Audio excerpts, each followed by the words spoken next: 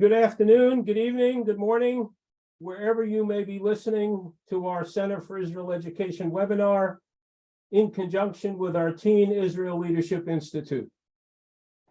Today, we're going to focus on Israel's civil society, its actions as it looks back over its last 4 months, and perhaps in deeper context, looking back even further, and take a look at how Israelis have been telling their story or how they're remembering their story. We're fortunate to be joined today by 3 very fine individuals, each of whom has a unique outlook and perspective on the broader topic of Israel at 75. Our website, www.israeled.org, is a treasure trove of information about Israel at 75. We have short histories, lists of 75 Israeli founders, 75 non-Israelis who contributed to the state, other lists of Zionists, and we also have 75 Israeli works of art, and soon to be 75 Israeli recipes. This webinar is the 6th webinar that we've done over the last 5 months that coincides with Israel at 75. They're all available in our digital segment of our website. And some of them are really quite interesting because the individuals who participated in the webinars are truly people who are experts on their topics throughout the world. Today we have Adina Karpuch, who's going to join us later, Dr. Nachman Shai, recently also a professor and minister, Professor Jonathan Rynhold, and I'm Ken Stein of the Center for Israel Education. We want to take a look at Israel's civil society in action, taking a penetrating look at Israeli government's coalition and the suggestions for the changes it has put before the parliament, focused primarily and initially on overhaul of the Supreme Court and how will that unfold between it and the Supreme Court in terms of asserting prerogative and influence and power. Just a brief word about Professor Rynhold and Shai. Jonathan Rynhold heads the Political Studies Department at Bar-Ilan University. He's a specialist in U.S.-Israel relations, Israeli foreign policy, and the role of political culture in international relations. Professor Rynhold was born in Great Britain, got a degree from the University of London, and he is presently at Bar-Ilan University. And like Nachman Shai, he has had stints in the United States in teaching. Nachman, a very close friend, like Jonathan, has had an exemplary career in Israeli politics. Born in Jerusalem, most recently he was in the Bennett-Lapid government as the Minister of Diaspora Affairs, and he's notably recognized in the Israeli public as the voice of Israel during the 1991 Iraqi Scud attacks on Israel. We at the Center of Israel Education were fortunate to have him as an Emory University colleague 3 or 4 years ago. He has a doctorate in media from Haifa, has worked extensively in the Israeli media, and for a period of time, he was a highly influential voice in diaspora-Israeli relations, working out of the Jewish Agency. 4 months ago, Bibi Netanyahu was sworn in as prime minister. He leads the 37th government.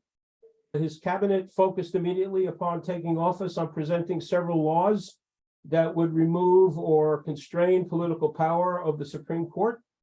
In addition, the coalition has proposed a whole series of other laws that would significantly tilt the Israeli body politic in a very center or center-right position. The current parliament is constituted with 64 members of the coalition. In looking back over these 75 years, one could probably say the last 4 months were probably the most valuable, and the ones in which the Israeli public has taken its voices to the street to demonstrate its outlook about the current suggested overhaul. So the first question I'd like to ask Nachman before we get into the last 4 months. As Israelis, Nachman born in Jerusalem, Jonathan born in Britain, both have given enormous amount of time and talent into the development of Israeli society. How would you evaluate Israel 75 years after its establishment? Has it exceeded expectations? Are there areas that you feel Israel has work to do? I think I can answer by one word. It's a miracle. Israel is a miracle. I mean, the very fact that it survived so many years and will as well, based on so many difficulties and challenges that it has faced during those years, from war to peace, from terror to economic crisis. And currently, what we are going to discuss this afternoon is the social revolt of the people of Israel. And it still holds on and it continues to thrive. That's something which is really unpredictable. The Jews has a state, don't forget that. And 75 or 78 or 80 years ago, I think that only few people believed that a Jewish state will be established and under terrible circumstances and will be able to achieve so many things. I don't want to go into details, but everyone understands what I mean. So the Day of Independence 2 weeks ago actually was celebrated with mixed feelings because of the current crisis. But if you took a wider and a deeper look, undoubtedly you can share that enthusiasm about Israel's success and Israel's huge achievements, and I believe also bright future. I raise here 3 children and 8 grandchildren, and I've been doing myself the best to secure their future as well as the whole generations of Israelis. So there's a lot to be looking forward in historic terms. That's my short answer. When I sing Hatikva, I get emotional. I'm kind of like the new immigrant mentality. My peers find that a little bit odd, but I think of my grandparents. I think of one grandfather who came to England after the pogroms. I think of the other one who was a judge in Weimar, Germany, and left after the Nazis put a gun to his head in 1933. And I look at Israel now, usually ranked as one of the top 10 military powers in the world, never mind the Middle East. And when you think that Israel became a nuclear power at the time when the only other states that had nuclear weapons were those that sat on the Security Council. So it is unbelievable. Of the countries that received independence since the Second World War, and there are many of them, only 2 have been democratic all the way through, Israel and India. And that is another unbelievable achievement, given that the vast majority of Jews who created the state did not come from democratic countries. Socially, Israel is made up of immigrants from many, many countries. It brought back to life a language that now is the common language. Culturally, this little country produces Eurovision Song Contest winners. It produces television series that become hits around the world. It could be about ultra-Orthodox Jews in Hebrew and Yiddish, like Shtisel. It could be world-renowned writers like Amos Oz or David Grossman or Aleph Bet Yoshua. And economically, if you look again at those countries that have received independence since the Second World War, Israel's GDP per capita is up there with the most successful countries like Taiwan, like South Korea. I mean, given the current exchange rate, GDP per capita is higher in Israel than it is in the UK. That might be a little bit misleading. So I think Israel's achievements are off the charts. But Israelis being Israelis, we will always focus on that if we make one mistake tomorrow, then the whole state might come to an end. So I'm sure we'll talk a little bit more about the very real and very significant challenges that Israel still faces. It's a different perspective, of course, from one who was born in Israel and one who immigrated or made Aliyah to Israel. And as you all know, Israel has now 78 of the Israelis were born in Israel. So it's mainly a sub-Arab country. Yet I cannot imagine Israel without those millions of Jews who came to the country along our history from everywhere in the past 30 years, mainly from what was the Soviet Union, but it makes no difference whether they come to Israel and settle here and fully integrated into the Israeli society, while at the same time we should remember that Israel is made of quite a number of different tribes We like to look at Israel now as a state of tribes, not necessarily one tribe, but quite a number of different ones, not 12 like in the Bible, but quite a number of sub-tribes, sub-societies. That's much more different than it was predicted or visioned by Ben-Gurion, who had the melting pot in his mind to bring all the Israelis into a big pot, and they will be melted, and somehow one nation will be created. No, it works different now, and I believe it works much better that every single Israeli, either born in country or made Aliyah, can keep his or her own traditions, culture, languages. It doesn't risk the character of Israel, it just shows how varied and colored this country is. Most people who are following the last 4 months point to 3 factors. There may be 6, there may be 2. I'm just going to say 3. 3 factors that have uncorked the civil society response. The first, the lightning rod of Benjamin Netanyahu and who he is, what he stands for, what he's trying to do, what he's trying to accomplish. The second, his coalition government that put forth these ideas of revising the judiciary in 3 or 4 different ways.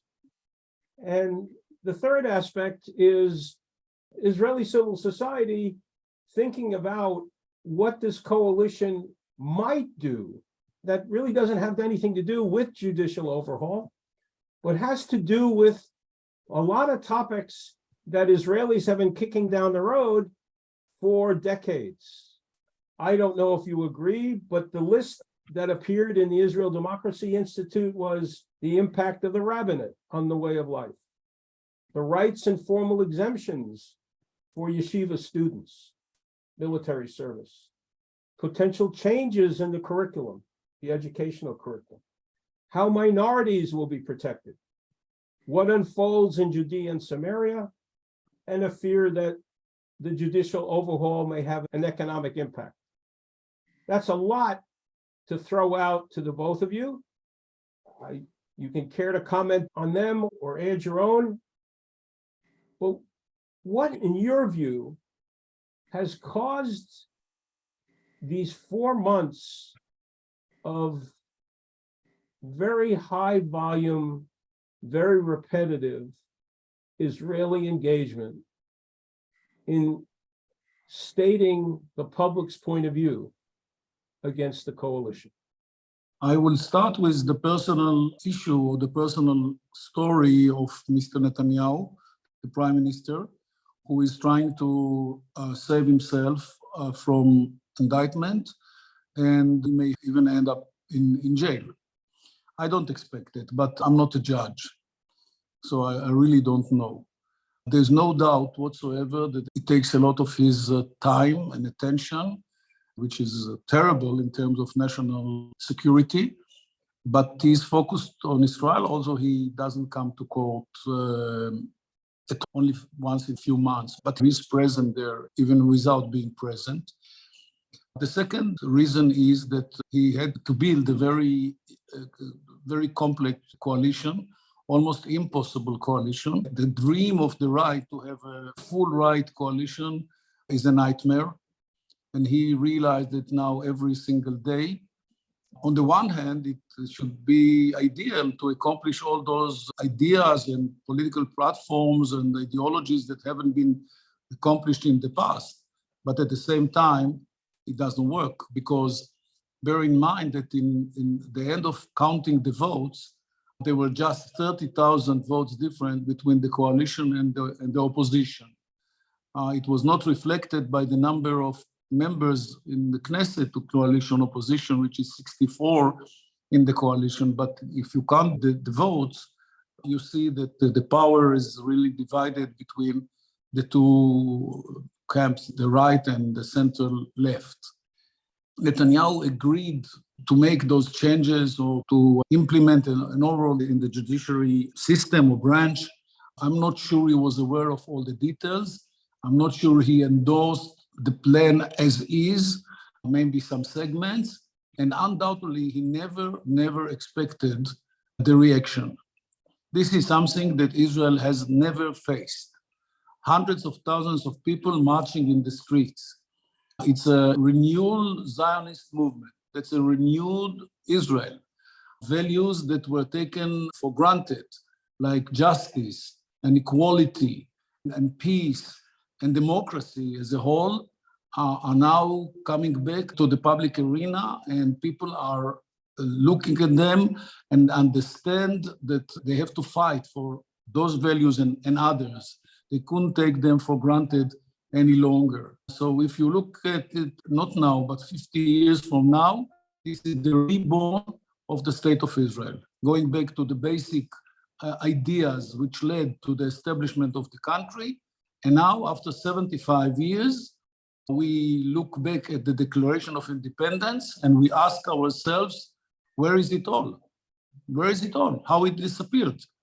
And the people now would not accept and will not agree to nothing but constitution, which is almost impossible, but this is the dream, the new dream of the many, many Israelis, that Israel will have a constitution that will determine for good the democratic character of Israel, and I would say the Jewish democratic of Israel, if you want to satisfy all the Israelis, but not to give up on democracy for the Jewish character of the state, and if you want, vice versa. Both of them, sometimes it works, sometimes it doesn't work, but democracy, and if you come to Israel, and I assure you that you are most welcome to one of the demonstrations, and you wouldn't believe people walking in the streets carrying the flag in their hands. This is something which inspires me very much. I speak every week in a different city, and you see people walking with a lot of pride with the Israeli flag. The Israeli flag was taken actually by the right wing or the far right wing parties as their symbol. No longer. The flag is everyone's flag now, and people are walking proudly in the streets with the flag in their hands. And as I said before, it's a source of pride and excitement for many of us. I agree fully and share the sentiment of Nachman, and as someone who actually at the outset of this was profoundly worried and did not think that demonstrations would have an impact, and to go to the demonstrations and to feel the energy and the positive energy. This is very, very different from demonstrations in France or the usual suspects at demonstrations. This is not violent male teenagers looking for trouble. This is your grandma and this is your granddaughter. And these are the people who are protecting your borders. And these are the people who are paying your taxes. So it really actually has an inspirational element. But I want to talk a little bit about some of the things Nachman didn't speak about in terms of the causes. I absolutely strongly think that without Netanyahu's court case, none of this would be happening. And that this is a historic one-off opportunity for the far right that they would not normally get, because normally whoever wins an Israeli election can build a coalition from left or from right. And that means that it cancels out and weakens the power of each of those extremes. So without that, I do very much think that he has a lot of very large amount of personal responsibility for this mess. He himself told Olmert that he had to resign under similar circumstances, and he hasn't followed his own advice. So in terms of the proximate causes, it's on him. In terms of the underlying causes, well, you know, Israel's always been divided and there's always been underlying visions that have differed. But what I would say is there has been, since the 1990s, or even perhaps a bit earlier, an unraveling of the rules of the game. So the rules of the game until the Yom Kippur War, in terms of religion and state, were very, very clear. The secular majority did not use its power to impose upon the religious minority things that would be very, very difficult for them to accept. The Haredim going to the army, religion and state issues, the army, the food would be kosher, that religious people would be able to keep Shabbat in the army, and all those sorts of things. And in return for those concessions, the religious kept their politics focused on issues to do with religion, and they didn't step into other issues. And from the moment the Yom Kippur War ended, the religious in Israel, both ultra-Orthodox and religious Zionists, have become more interested in economic issues, in foreign and security policy, in the settlements, in expanding the role of religion in the laws of the state of Israel. And on the secular side, the ethos of collectivism and of national patriotism has declined, and more individualism has come to the fore, more liberal individualism, and therefore issues of religious freedom and individual freedom have become more important. So those rules of the game began to be frayed. And when the Supreme Court enacted what's known as the Judicial Revolution, there was a sense among the religious that the rules of the game had been changed without their consent.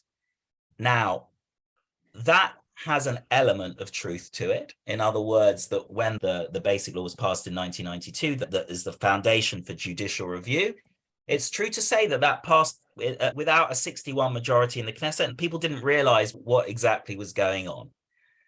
On the other hand, in recent years, an image has been built up of the Supreme Court and the legal system as somehow belonging to the left and somehow belonging to some kind of secular elite that sits in coffee houses in Tel Aviv. There is a sense that's growing that this is undemocratic and illegitimate, and that they, in inverted commas, take the election results away from us, the religious and the more right-wing people. And this is really a very, very dangerous myth. Because if I take the two biggest issues between left and right, religious and secular in Israel, so let's start with the settlements. There are more than 500,000 Israelis who live over the Green Line. And the Supreme Court has never really done anything about that, except on a very, very minor level. And if we take the issues of religion and state, at least as the laws appear on the books of the state of Israel, once again, they reflect largely what religious Israelis would like. There are legitimate issues of concern. I don't really want to get into what actually are the legitimate issues of concern. Just my concern that the fabric of Israeli society, the rules of the game of the democracy, the kind of trust that is necessary to run a democracy, that you trust that if the other side gets into power, they're not going to trounce on all your rights. So Nachman has explained why those who are against the reforms feel that. And I've tried to explain, even though I don't believe it's justified, why those who are in favor of the reform feel that. And particularly for those of us who feel that this is a very, very serious threat to democracy, the way I think I would state it is the opportunity it opens up for political and financial corruption. And the word corruption has the potential to actually unite Israelis, because that's something we all don't like. And if you look at what laws have been proposed, you know, I'll take the examples of the things that have been mentioned. One is that Netanyahu can receive money from people to pay for his court case. That creates obvious opportunities for political corruption. That Derry, despite what the courts ruled in his case that he couldn't serve, will now have a special law passed for him so that he can serve as a minister against what the courts ruled. One of the Haredi parties has floated the idea that Israeli elections will not be a full holiday and that there should be polling booths on university campuses, things that would very obviously manipulate the system to their advantage. And a member of Knesset from the Likud suggested that the head of the elections committee that oversees that it's a free and fair election, instead of being a judge, would be the head of the Knesset, which is basically appointed by the leading party. So the opportunities that these type of reforms could present for the corruption of Israel and all the gains that I mentioned before is very, very serious. And to the last point, the idea that is so prevalent in Israel of that Jewish and democratic are in conflict with each other, A, I find deeply repugnant personally, and B, I think is wrong. I think there is a certain image that is very, very powerful among religious Israelis and secularies that that is the case.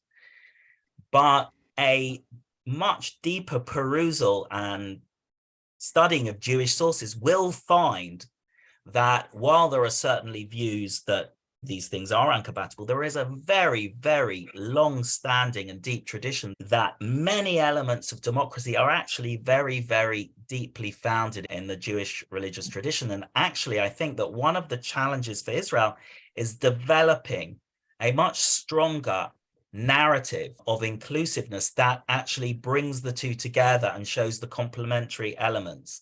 Not because everything always agrees and because it's all identical, because it isn't, and that's not the way it is, but to strengthen the foundation, the shared foundation in which the debates over what we should do occur. And I think that as Israel becomes a society of 10 million as opposed to 500,000 when it started, we can't rely anymore on the fact that everyone knows each other, because we don't anymore. So we need to have a much broader narrative of the kind that actually historically America's been very good at developing.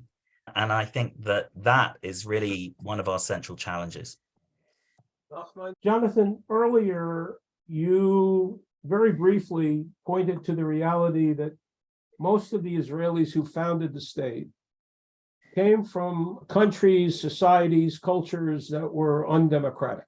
And yet, in Israel's political culture, there is this emphasis on democracy, on the individual's right. How did that fold into the Israeli political system? And isn't that being now demonstrated by the fact that we have demonstrations where you have groups in the society from all walks of life? I think I would draw a distinction between the foundations of Israeli democracy and individual rights. I think that the foundations of Israeli democracy, one part of them is very deep within the Jewish political culture, Jewish experience. Amos Oz used to like to say, in Judaism, there are no popes. There has been no supreme Jewish religious authority for 2,000 years. And that means it's always a matter of opinion. It's always a matter of argumentation, and everyone knows better than everyone else. And as I always say to my students, how do you know I'm wrong? I haven't even said what I think yet. So there's that very, very argumentative political culture that's very, very Talmudic, even if people don't realize that that is actually the foundation. There aren't many world religions that are founded on arguing and disagreement. So I think that is very important. I think the other thing is that the Jewish religion, being a religion that places an emphasis on the rule of law, is very important. And the centrality of education, we know that support for democracy is always higher among people who are educated. And we know that much higher percentages of the Jewish public historically could read and write than was true of the rest of the West or the East. And I think perhaps the most important thing is the experience of self-government in the diaspora and the Jewish Kehilot. So in that experience, the Jewish community lacked sovereignty, which meant that they could not actually impose their will by force. The only body that could impose its will by force were the state powers or the king, and they tended often to be anti-Semitic. So there's a kind of built-in disrespect for authority that Amos Oz was tapping into when he spoke about there's no popes in Judaism. It's not just a religious thing, it's also a kind of political experience. So if you don't have sovereignty and you want people to do what you want them to do, you need more than 51%. You need a consensus.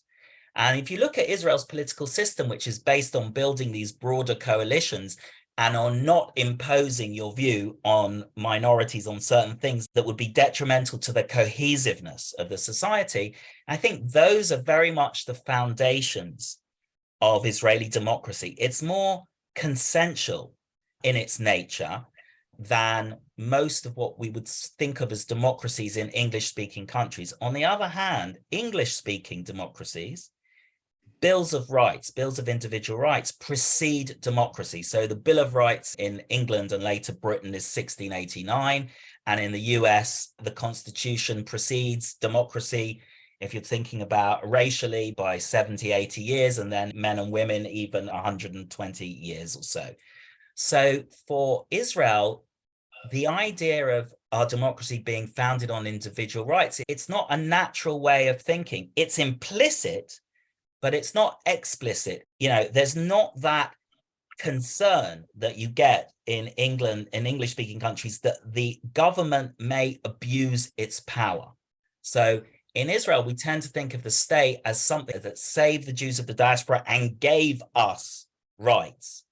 Whereas in England and in America, there's this suspicion of state power that comes from kings and divine right and needing to balance things out and all of that. So I think it's interesting that it was Begin who sat in the opposition, who was the lawyer, who wanted more than Ben-Gurion, who was the Eastern European politico, constitution, and was concerned more than Ben-Gurion, actually, about the infringement that a majority could make on individual rights. So thinking in those terms and understanding that our foundations of our democracy are actually different from English-speaking countries, and yet now that we have had a state for 75 years, we do have exactly the challenges that led to the Bills of Rights in England and America, is useful in trying to navigate our current crisis.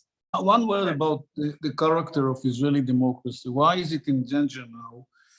Because for many Israelis, the attitude towards democracy is mainly a game of majority and minority. They said if this is the outcome of the elections and this is the coalition and 61, 62, 63, currently even 64 Knesset members under a certain government can do literally what they want.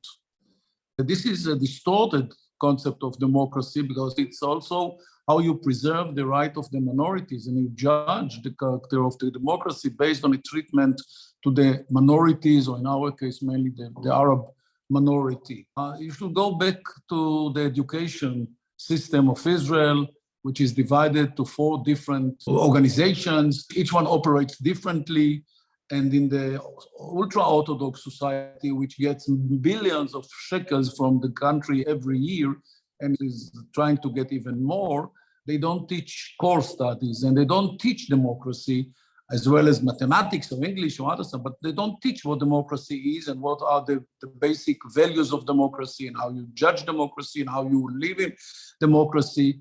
And for them, winning the elections mean this is now their time. Now they can do everything they want, to pass any bill and to change the democratic character of Israel and to jump on the Supreme Court and do whatever they feel like with the Supreme Court judges and the Supreme Court building. If you hear them sometimes making statements about how they approach the Supreme Court, it makes you very, very nervous. And that comes mainly from a failed education. And back to the question why democracy was introduced to Israel, while in the diaspora, not everywhere democracy was the current state of life for the Jewish communities. First of all, many of them were democratic. And secondly, this is the founding fathers. This is the miracle I talked about. One of them is the founding fathers by Ben-Gurion and the other leaders of Israel at the time. They fully understood that if they don't work together, there'll be no state. So they had to be flexible and to accept everyone's position or even wording of the Declaration of Independence. And that's why Ben-Gurion himself, since he wanted to appease or to satisfy the Orthodox, agreed to give exemption from military service to 400 yeshiva students, which grew later to 40,000, and now maybe for everyone. But this was their request. It was running out of time. So he said, okay, fine, 400, and that's it. And later on, of course, it grew to unproportional numbers.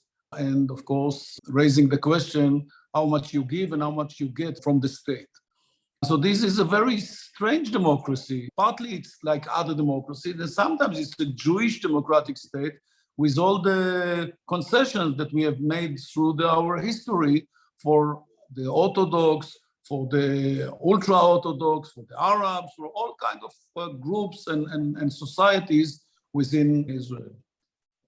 There's always been a sort of a consensus for running Jewish business in the diaspora, I mean governmental business, and there is also a fear of having someone else's will imposed upon you. And there seems to be this tension of the consensus and the imposition, which is also probably at the core of what we see in the public engagement. Nachman, I'd like to shift topics and talk a little bit about your most recent position as the Minister of Diaspora Affairs. The diaspora, about half of us who live outside of Israel. Many of us are being persuaded, urged, cajoled to get involved, to participate in this change, to help Israelis, to sustain Israelis, to participate in determining Israel's future. That is an argument that's been made, and there are some people who have said, it doesn't belong to us, we shouldn't intervene. That's their self-determination. What role does diaspora Jews have in determining Israel's future? This was one of the basic policies or concept that I was trying to pursue as a government minister. Actually, I've held these positions even before I became a government minister, but this was an opportunity to do it from the highest position in Israel regarding the diaspora. And wherever I went and wherever I had conversation with diaspora leaders from every organization, I was trying to tell them that they're not only most welcome to interfere, they should express their opinions about where Israel is. This was before the judicial overhaul. This was because I felt that Jews who live out of the country are an integral part of the state of Israel, ignoring the issue of their loyalty and so on. Of course, first their loyalty is to their home state. But in general, when it comes to Israel, Israel is the state of the Jewish people, and almost every decision made by the government of Israel, almost, I'm very careful, has to do something with the Jews in the diaspora. And there were some issues that are directly related to the Jews in the diaspora, and their opinion was highly needed and necessary and requested. Unfortunately, I haven't seen that happening, and only partly. I think more than in the past, there is a process here.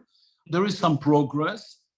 We have seen more and more Jews from the diaspora, especially now from the United States. When the GA took place in Israel a few weeks ago, you noticed how many of the participants were very much supportive of the demonstrations, and some of them participated. They came to demonstrations and they expressed that they were T-shirts relevant to that movement and so on. So it shows that somehow this generation, which is, I would say, the third Jewish generation since the inception of the State of Israel, is loyal and in love with Israel, but at the same time, feel free to express his own opinions to what Israel is doing or to what Israel is planning to do.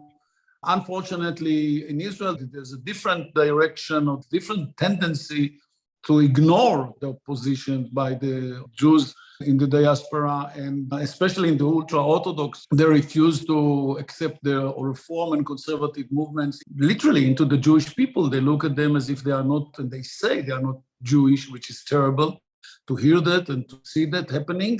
Their attitude is that whatever happens, Israel is able to do and to decide to make any policy it wants without taking into consideration where the Jewish diaspora is. President Herzog has now installed a certain mechanism, which is only at the beginning, to try and discuss various matters, either Jewish matters or Israeli matters or both of them, in a certain forum. I don't know enough about that. I've seen a paper, but I don't know where the president is going. But in principle, he's trying to establish that mechanism that will include consultations between Israel and the Jewish diaspora about where and how Israel is going, which is very encouraging, because I would like very much to see Jewish communities, Jewish leaders from the diaspora being involved, heard, and present in Israel. I want to make a distinction between engagement and politics. Engagement is a sign that you care. To engage in debate about Israel is a profound way of showing that you care. If that engagement comes from that place, that you want Israel to be the best country it can be and that you care about it, that is a very important form of engagement. And I would just say that sometimes the tone that one adopts or the degree of the need for a certain amount of humility when you don't actually have to live with the consequences should always be remembered. But when it's to do with values, democracy and Jewish character, particularly when it's about the Jewish character, so Reform conservative. When Israel claims to be the state of the Jewish people, which I hope it will continue to claim to be, then it must take into account on the issues of Jewishness, the opinions of the Jewish people. However, when it comes to issues like the security of the citizens of the state of Israel, whether we make a peace agreement or we don't make a peace agreement, whether we get involved in a military confrontation or do not get involved, everyone's entitled to their view, but there needs to be a recognition that there's a very, very different degree of implications for an Israeli citizen than there is for a diaspora Jew. And while I'm very happy that they have their opinions and they share and they vociferously argue, I would not want them to try and influence our political decision-making by pressure or anything like that. Whereas when it comes to Jewish issues like the Kotel and who should be able to pray at the Kotel or the values questions, then I'm very, very happy for diaspora to be involved, because I think that's part of our sine qua non as a Jewish state. Let me just ask the what if question. Do either one of you want to give us a considered estimate on where you think we're going to be in 4 months or next year at this time?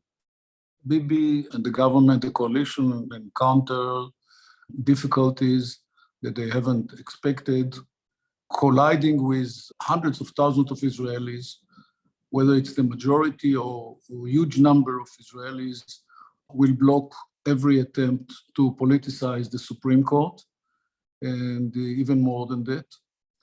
Bibi understands the new reality, but he on the same time is under terrible pressure from his own party and his own coalition, and he should be a magician to maneuver between these two fronts.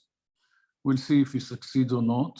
The president's residency that now been going on for a few weeks wouldn't produce anything, because there's no way that you can negotiate on what the justice minister has been suggesting. But I believe that gradually, and actually it has already happened, but more and more components of the judiciary overall will fall and disappear. Now, actually, it's only about 2 new judges and who's going to be the next Supreme Court Chief Justice, which is already a big withdrawal from the original ideas or elements of the overall. But I believe that this huge camp that woke up suddenly and started to walk is not going to give up, and the pressure will be high to demand the country to change and not to return to where it was. And the Bibi has a lot of reasons to regret his original agreement to pursue this judicial overall. One of the options is that one of the opposition parties will finally join the coalition, mainly Benny Gantz's party, but I don't see it yet happening, and Bibi will have to pay a price, and maybe the major price will be Bibi himself. I would just echo the words of former British Prime Minister Harold Wilson, who said a week is a long time in politics. This week, I would agree with Nachman that the prospects for the judicial ideas put forward by the government passing in a significant form are low, and the fact that the Speaker of the House of Representatives told the Knesset that Israel needs to preserve its separation of powers, there's no way he would have said that unless Bibi either gave him the go-ahead or actually wrote the words for him.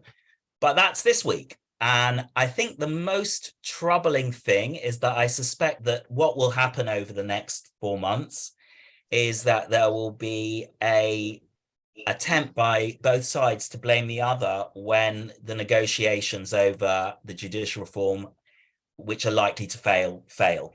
The failure to reach some kind of consensus that would close the door to this issue that can tear at the fabric of Israeli society means that it's going to continue eating away at the foundations, because Israel really can't decide things by a 51% or 61 seat majority, because we just cannot afford to. That is why the speech of the defense minister was such a galvanizing speech for the opposition to these reforms, because there are 2 types of opposition. One type of opposition is in principle because of democracy. And another is, look, if we do this, if we cannot find some compromise, then it will endanger ultimately the security of the state of Israel. These are not mutually exclusive, but they're two different emphases. And so while right now, I would say there is hope that it will not get passed in its full or very serious form, I remain concerned that the damage that has been done will not be so easy to fix. I'm going to add 4 possibilities, and it's always the unforeseen item. 1, an external issue that reconfigures what goes on internally. Second, the demise of a leader that will be totally unanticipated. Third, the budget doesn't pass and the coalition collapses. No, the budget will pass. And the fourth, this entire civil society movement morphs into a political party or political action that was unforeseen when Benjamin Netanyahu was sworn in December. We as political scientists and we as historians know it's impossible to predict tomorrow, except that the sun will rise in the east. Israeli politics and politics in general, I would agree with Jonathan and his quotation of Prime Minister Wilson. A week is a very long time and things can change. It's interesting, as Jonathan and Nachman went through this, they each spent about 15 to 20 minutes anchoring their responses in the Israeli and the diaspora past.